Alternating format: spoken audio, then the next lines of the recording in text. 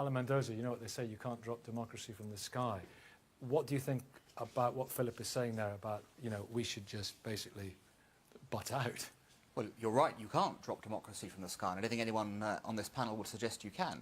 I think Philip may be getting a bit confused, though, with these types of interventionism he's talking about. Nobody, let's put this on the table now, I'm sure some people want to argue about it, nobody went into Iraq for humanitarian reasons. We went into Iraq for national security, weapons of mass destruction. But we heard all about the gassing of the Kurds, we heard all about, you know, Saddam Hussein's human rights record. That was not the case the House of Commons voted on. It was not the case. Saddam Hussein was castigated as a dictator, and that was the justification that Tony Blair gave to go into Iraq. The justification was that he was developing weapons of mass destruction. That was the justification. The political justification. One at a time, one at a time. It was not a humanitarian conflict. It wasn't.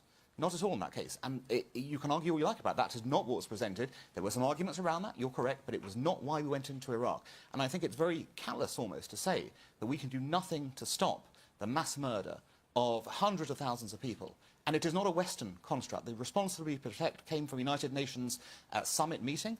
You have seen that it is the United Nations agenda to bring in the possibility of rescuing people in those states where the state is either not defending mass atrocities or rather is actually actively complicit within them. And you will know that in previous R2P interventions like Libya, you have seen the Arab world participate and other non-European countries participate to try and rescue. Okay, Philip, let me reel in. I don't have Marlon for a wee while. Looking at this going forward, investment, going forward, it's on the investment side. Look, the Chinese model that people have been speaking about is as much pure colonialism as you can see. Colonialism is about extracting something in exchange for whatever you're doing. Yeah. They're extracting a deal from that, which is either I'm going to stuff your pockets full of gold and then you're going to give me the minerals, or I'll build you a bridge or a stadium and it works that way. We'll empty your forests as well. That's not a sustainable solution. What's interesting is a recent IMF report that showed the 6 countries that had a 5%, over 5% GDP growth in Africa from 1995 to 2010.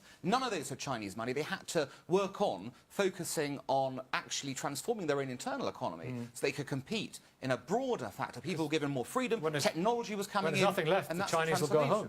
Well, there's plenty left in those countries, but they decided not to go down that route, instead to free their people to be as entrepreneurial and as sort of focused on making changes as possible. And I think things like the internet have helped. You've seen how the availability of phone banking in Africa has made a difference, how internet availability of information helps people get goods to market.